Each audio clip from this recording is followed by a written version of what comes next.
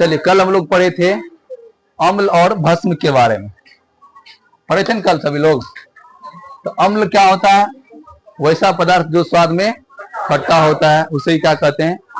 क्योंकि एसिड शब्द जो बना है ये लैटिन भाषा के एसिडस शब्द से लिया गया, जिसका अर्थ क्या होता है? सौर। सौर मतलब खट्टा, ठीक है। तथा भस्म वैसा पदार्थ जो स्वाद में कड़वा होता है। या किसी भी धातु के ऑक्साइड और हाइड्रोक्साइड को क्या कहते हैं? क्षार या भस्म कहते हैं, ठीक है। आज उसको हम लोग आयनिक प्रॉपर्टी पढ़ेंगे, आयनिक गुण पढ़ेंगे। आज का टॉपिक है ionic properties of acid and base, यानी कि अम्ल तथा भस्म का आयनिक गुण। आयनिक गुण मतलब क्या होता है? उसमें आयन कितना है। क्या है? आयन कितना। आयन कितने प्रकार के? दो प्रकार के, या तो धन आयन या तो ऋण आयन। और ये पता कब चलता है? तो जब किसी अम्ल या भस्म के घोल से विलियंस, जलीय विलयन में क्या करते हैं? इलेक्ट्रिक करंट देते हैं, तो वो दोनों सेपरेट हो जाता है, अलग हो जाता है। अभी आप लोग को बताते हैं क्या होता है इसका आयनिक गुण। पहले हेडिंग बनाइए आप लोग, अब समझिए ध्यान। किसी भी अम्ल हो, भस्म हो या लवण हो, उसका जो घोल होता है, जलीय विलयन होता है, वह विद्युत का सुचालक होता है। क्या होता है? विद्युत का सुचालक मतलब विद्युत धारा प्रवाहित करने लगता है। क्या होता है? तो लिखिए इस पॉइंट को।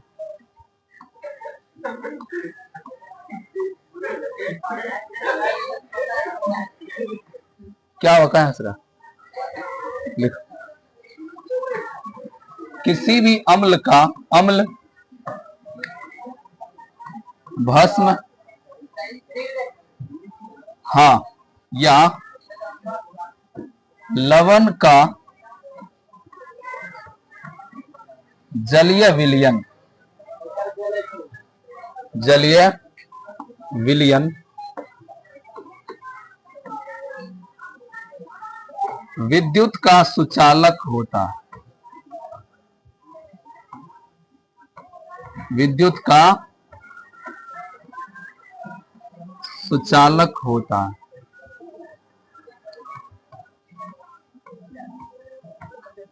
विद्युत का सुचालक होता है, जिसे क्या कहते हैं?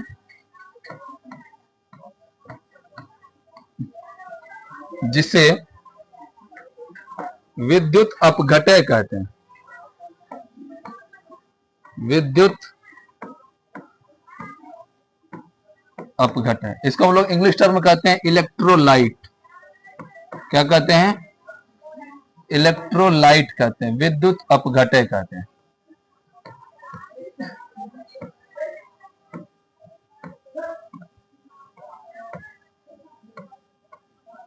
ठीक है, तो ये तीनों का आयनिक गुण हो गया। किसका किसका? अम्ल का, भस्म का और लवण का। तीनों का कौन सा गुण हो गया? आयनिक गुण। यदि तीनों के कौन सा विलयन? जलीय विलयन। कैसा होना चाहिए पदार्थ? विलयन के रूप में होना चाहिए। तब यदि हम उससे क्या करते हैं? विद्युत धारा प्रवाहित करते हैं, तो वह आर पार होता है, अर्थात विद्युत धारा प्रवाहित होने लगता है। और वैसा पदार्थ जिससे विद्युत धारा प्रवाहित होता है उसे क्या कहते हैं? सुचालक कहते हैं। क्या कहते हैं? और जिस पदार्थ के जलीय विलयन से यदि विद्युत धारा प्रवाहित होना शुरू हो जाए, उस विलयन को क्या कहते हैं? विद्युत अपघटय या इलेक्ट्रोलाइट कहते हैं। क्या कहते हैं? तो किसी का भी एग्जांपल ले लीजिए, लेकिन उसका घोल होना चाहिए, विलयन होना चाहिए, चाहे वो अम्ल हो, भस्म हो या क्षार हो।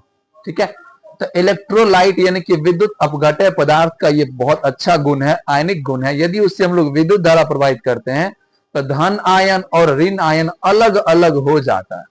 क्या हो जाता है? धन आयन और ऋण आयन क्या होता है? अलग अलग हो जाता है। तो सबसे पहले हम लोग एग्जाम्पल पढ़े हैं अम्ल का, पढ़े हैं ना। तो आप लोग को कुछ अम्ल का एग्जाम्पल देते हैं और उसमें हम लोग विद्युत धारा प्रवाहित करते हैं। तो सबसे पहले हम लोग एसिड, कौन सा अम्ल है ये? H2SO4। कौन सा अम्ल है? सल्फ्यूरिक अम्ल है। HCl कौन सा अम्ल है? HNO3 कौन सा अम्ल है? नाइट्रिक अम्ल। यदि इन तीनों पदार्थ में से किसी एक अम्ल का जो जल अवस्था में है, घोल के अवस्था में है, विलयन के अवस्था में है, यदि उससे हम लोग क्या करते हैं, विद्युत धारा मतलब इलेक्ट्रिक करंट, यदि विद्युत धारा प्रवाहित करते हैं तो यह अपने आयन में टूट जाता है। आयन मतलब धन आयन, और तो आप सब जानते हैं H2SO4 में H पर क्या है और SO4 पर क्या है, माइनस। तो जैसे हम लोग सल्फ्यूरिक अम्ल के विलयन में क्या डालते हैं, विद्युत धारा डालते हैं, तो H2 क्या होता है, अलग हो जाता है, और SO4 भी क्या होता है, अलग हो जाता है। इस प्रकार अपने आयन में क्या हो गया, टूट गया। क्या हो गया, आप लोग देखते हैं ना ई रिक्शा में बैटरा होता है ना, सुनिए ध्यान से पहले, तो बैटरा के अंदर एसिड है कि नहीं है, तो उसके अंदर यही एसिड है। कौन सा एसिड, H2SO4 अर्थात सल्फ्यूरिक अम्ल है। तब पूरे दिन जब रिक्शा चलता है तब उसका चार्ज मतलब आवेश क्या होता है, खत्म हो जाता है या घट जाता है। तो फिर से हम लोग क्या करते हैं, उसको रात में चार्ज में लगाते हैं, अर्थात क्या प्रवाहित करते हैं, तो जैसे विद्युत धारा प्रवाहित किए सल्फ्यूरिक अम्ल का H2 और SO4 क्या होता है, अर्थात वो बैटरी चार्ज हो गया। क्या हो गया, हाँ ठीक है। यदि HCl में विद्युत धारा प्रवाहित करेंगे तो H प्लस और Cl माइनस क्या होगा, अलग हो जाएगा, टूट जाएगा। ठीक है। यदि HNO3 में विद्युत धारा प्रवाहित करेंगे तो H अलग प्लस NO3 अलग हो जाएगा। ठीक है। इस क्रिया को विद्युत अपघटन कहते हैं। क्या कहते हैं, आप सब पढ़ चुके हैं विद्युत अपघटन अभिक्रिया।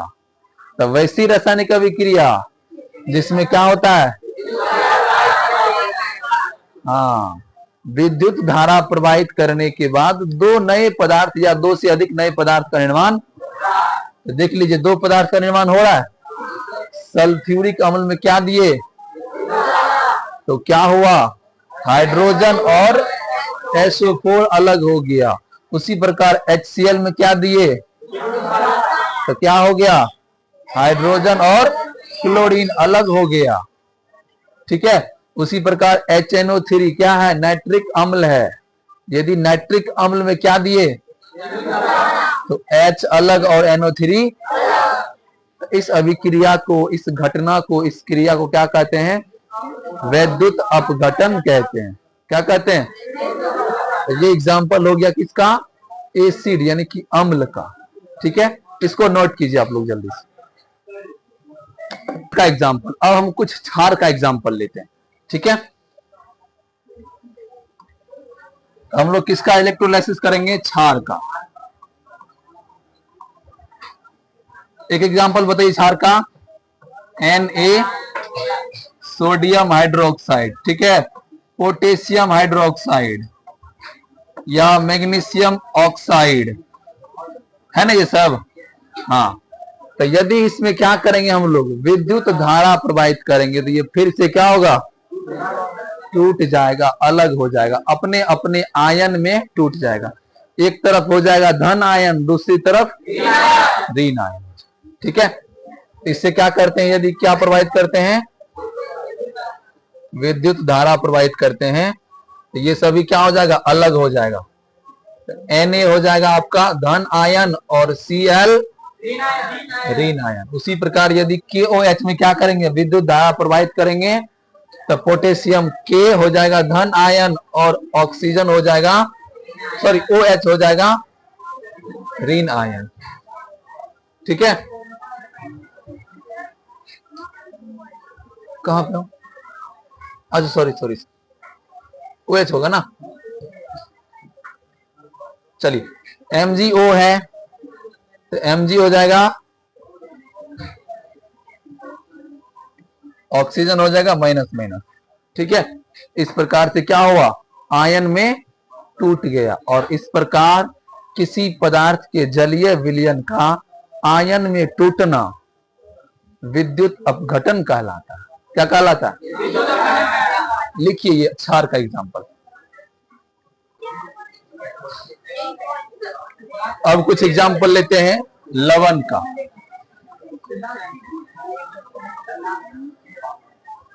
चलिए, और ये बहुत सिंपल एग्जाम्पल देते हैं, आप लोग इसका प्रैक्टिकल कर कीजिएगा, लेकिन सावधानी से, ज्यादा रिस्की नहीं लेना। सुन लिया, ये लवण है, ठीक है।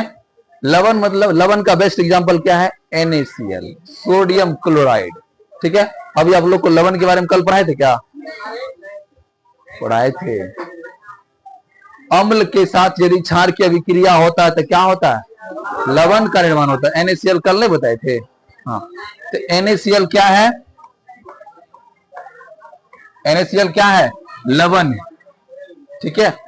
और यदि NaCl का हम जलीय घोल बनाते हैं, क्या बनाते हैं?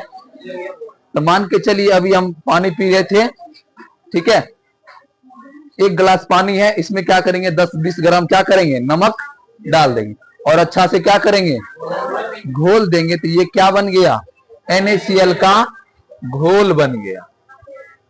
क्या बन गया? NaCl का घोल, ठीक है। अब इसमें क्या करेंगे? 2 रड को डालेंगे, ठीक है, जिसको हम लोग कहते हैं एनोड और कैथोड, ठीक है। अब उसमें क्या करेंगे? विद्युत धारा एकदम तार लेंगे और जोड़ देंगे, लेकिन सावधानी से, ठीक है। या तार, ये वोल्टेज बहुत ज्यादा रिस्की है, खतरनाक है, तो आप छोटा सा बैटरी लेके इसका प्रयोग कर सकते हैं, ठीक है। और बता रहे इसका प्रैक्टिकल कैसे करना है। तो मान के चलिए ये हो गया आपका ग्लास या कोई पात्र हो गया,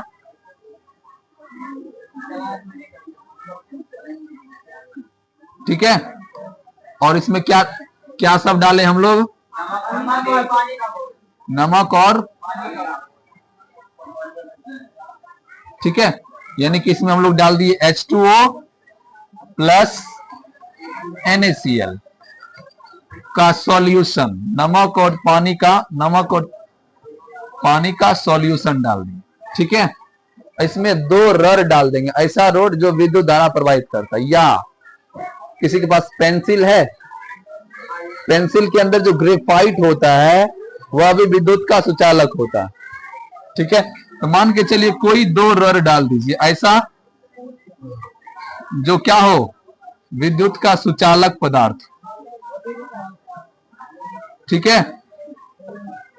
और इसमें क्या डाला हुआ है? NaCl और वाटर का घोल डाला हुआ है। तो जैसे ही इसको क्या कीजिएगा, किसी बैटरी से कनेक्ट करके इसके अंदर विद्युत धारा दीजिएगा ना, तो आप जो NaCl यानी कि नमक डाले हैं, तो नमक टूट जाएगा। किसमें? Na प्लस और Cl माइनस, सोडियम और इसका क्लोरीन क्या होगा? अलग हो जाएगा, टूटकर विखंडित हो जाएगा, अपघटन हो जाएगा, ठीक है। तो इस प्रकार इसका मतलब NaCl का भी जलीय घोल, जलीय विलयन क्या होता है? विद्युत का सुचालक होता है, अर्थात वो अपने आयन में टूटता है, ठीक है। तो वैसा पदार्थ जिससे विद्युत धारा प्रवाहित करने के बाद अपने आयन में टूट जाता है, उसे विद्युत अपघटय पदार्थ कहते हैं। और इस टूटने की घटना को विद्युत अपघटन कहते हैं। क्या कहते हैं? तो ये क्या होगा? Na एक रड पर जमा हो जाएगा और Cl दूसरे रड पर जमा हो जाएगा, है समझ में? हाँ, चलिए इस प्रकार से आप लोग लिखिए और फिगर भी बनाइए। हाँ, फिगर भी। चलिए अगला हेडिंग बनाइए। अभी जो घटना देखिए, ये कौन सा घटना था? विद्युत अपघटन।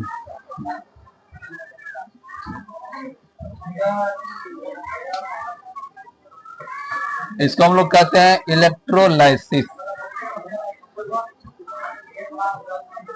इलेक्ट्रोलाइसिस,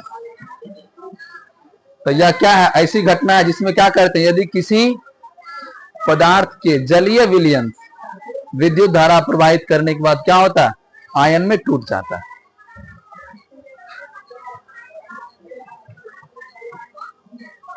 तो लिखिए, वैसी क्रिया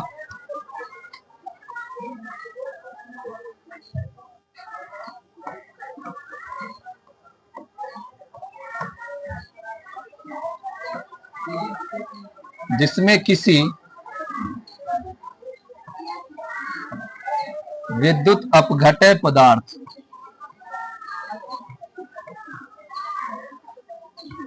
विद्युत अपघटय पदार्थ के जलीय विलयन से, किसी विद्युत अपघटय पदार्थ के जलीय विलयन से विद्युत धारा प्रवाहित करने के बाद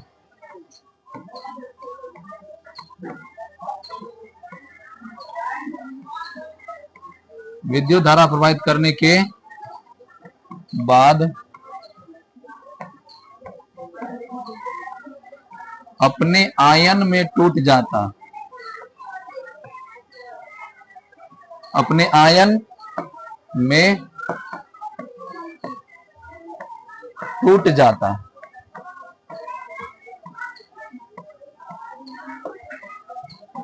उसे ही क्या कहते हैं?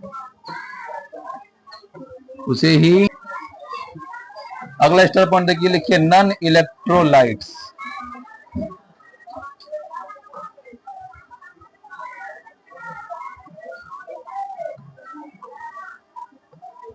विद्युत अनपघटय,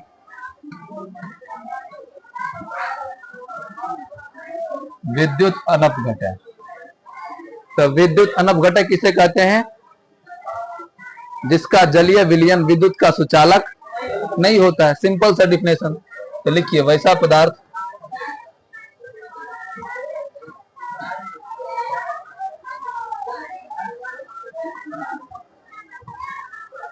वैसा पदार्थ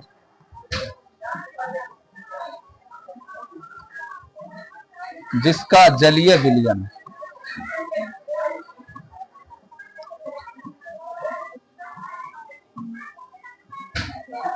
जिसका जलीय विलयन क्या होता? विद्युत का सुचालक नहीं होता।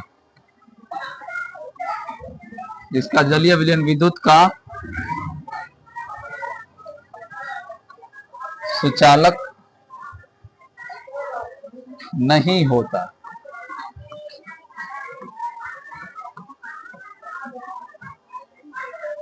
जिसका जलीय विलयन विद्युत का सुचालक नहीं होता उसे क्या कहते हैं?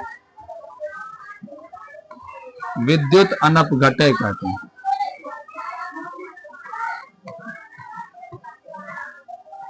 विद्युत अनपघटय यानी कि नॉन इलेक्ट्रोलाइट्स, विद्युत अनपघटय नॉन इलेक्ट्रोलाइट्स कहते हैं। नॉन इलेक्ट्रोलाइट्स कहते हैं। तो ये हो गया आपका विद्युत अपघटय पदार्थ और विद्युत अनपघटय पदार्थ।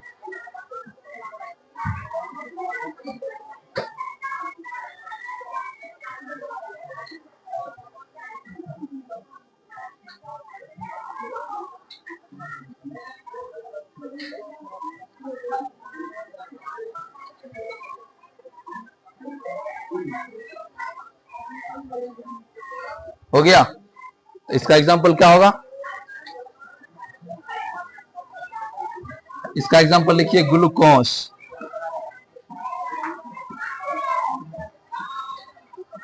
Glucose, alcohol, urea. ठीक है। इसका मतलब ये सभी पदार्थ क्या होते हैं? इन सभी पदार्थ का जलीय विलयन क्या होता है? विद्युत का सुचालक नहीं होता। Very good. लिखिए आगे तो देखिए किसका? ग्लूकोज का, ग्लूकोज और अल्कोहल और किसका? यूरिया का जलीय विलयन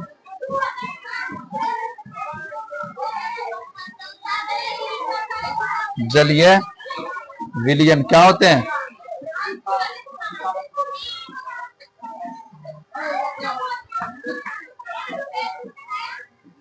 विद्युत का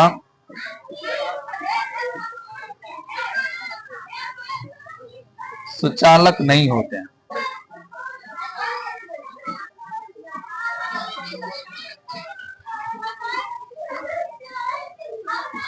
क्यों नहीं होता है बताइए?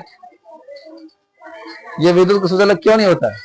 क्योंकि इसके अंदर जो कण है वह टूटता ही नहीं है। ठीक है, जैसे NaCl हो गया, सोडियम क्लोराइड का जलीय विलयन, इसके अंदर कौन कौन परमाणु है? सोडियम और क्लोरीन। ठीक है, तो जब इसमें हम लोग क्या करते हैं, करंट जब देते हैं तो यह अलग हो जाता है। लेकिन ग्लूकोज का सूत्र क्या होता है? तो जब इसमें हम लोग क्या देते हैं, करंट देते हैं, यह टूटता ही नहीं है, आयन में नहीं टूटता है। इसी कारण ग्लूकोज का जलीय विलयन विद्युत का सुचालक नहीं होता। ठीक है, तो लिख लीजिए इसी में नहीं होता है, क्योंकि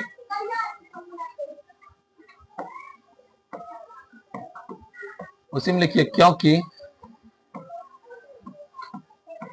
इसमें विद्युत धारा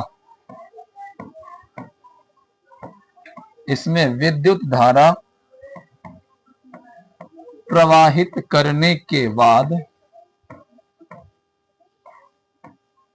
इसमें विद्युत धारा प्रवाहित करने के बाद आयन में नहीं टूटता है। कौन सा आयन? धन आयन और ऋण आयन। करने के बाद आयन में नहीं टूटता है।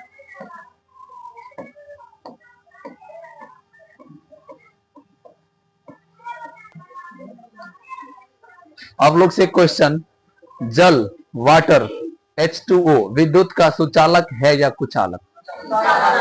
सुचालक। तब ना पानी में करंट लग जाता है। तो इसका मतलब जल के द्वारा भी क्या करते हैं, यदि हम लोग विद्युत धारा प्रवाहित करते हैं तो वह भी क्या होता है, आयन में टूटता है। जो भी पदार्थ जलीय अवस्था में विद्युत धारा का प्रवाहित करता है, अर्थात वो विद्युत अपघट्य पदार्थ है, इसका मतलब उसका आयन क्या होता है, टूटता है। ठीक है, और यदि हम लोग जल के द्वारा क्या करते हैं, विद्युत अपघटन की क्रिया करवाते हैं, अर्थात आयन को तोड़ते हैं, तो यह क्रिया आयनन कहलाता है। क्या कहलाता है? लिखिए स्टार पॉइंट देखिए, आयनन।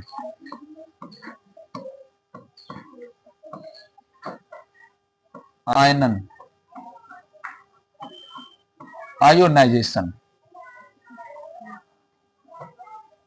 यदि विद्युत अपघटन की क्रिया किसके द्वारा होगा? जल के द्वारा, वाटर के द्वारा, H2O के द्वारा होगा, यह क्रिया क्या कहलाएगा?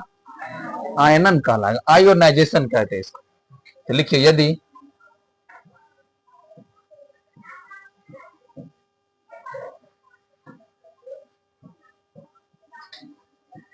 विद्युत अपघटन की क्रिया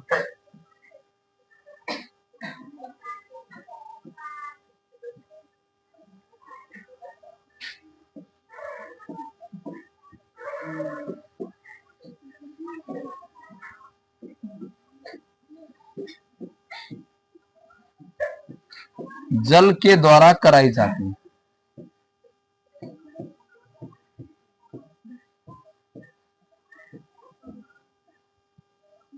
यदि विद्युत अपघटन की क्रिया किसके द्वारा, तो उसे क्या कहते हैं, जल के द्वारा कराई जाती है। कराई छूट गया, कराई जाती है, तो उसे क्या कहते हैं, आयनन कहते हैं। ठीक है, अब देखिए क्या करते हैं, यदि हम लोग वाटर से यानी कि H2O से क्या करते हैं, विद्युत धारा प्रवाहित करते हैं, तो H प्लस और O2 माइनस, अर्थात दोनों क्या होता है, अलग हो जाता है। इस प्रकार H2O से विद्युत धारा प्रवाहित करने के बाद H हो जाता है आपका धन आयन और O हो जाता है आपका ऋण आयन। तो इस क्रिया को हम लोग क्या कहते हैं, आयनन कहते हैं। या किसी भी पदार्थ के जलीय विलयन को आयन में तोड़ना, ये हम लोग आयन में तोड़ रहे हैं कि नहीं तोड़ रहे हैं, प्लस वाला को अलग तोड़ रहे हैं और माइनस वाला को, लेकिन ये बेचारा दोनों क्या था, पहले मिला हुआ, लेकिन इसमें क्या किया, विद्युत धारा प्रवाहित करके दोनों को तोड़ दिए, अलग कर दिए। इन दोनों को खुदा ने क्या किया, जुदा कर दिया।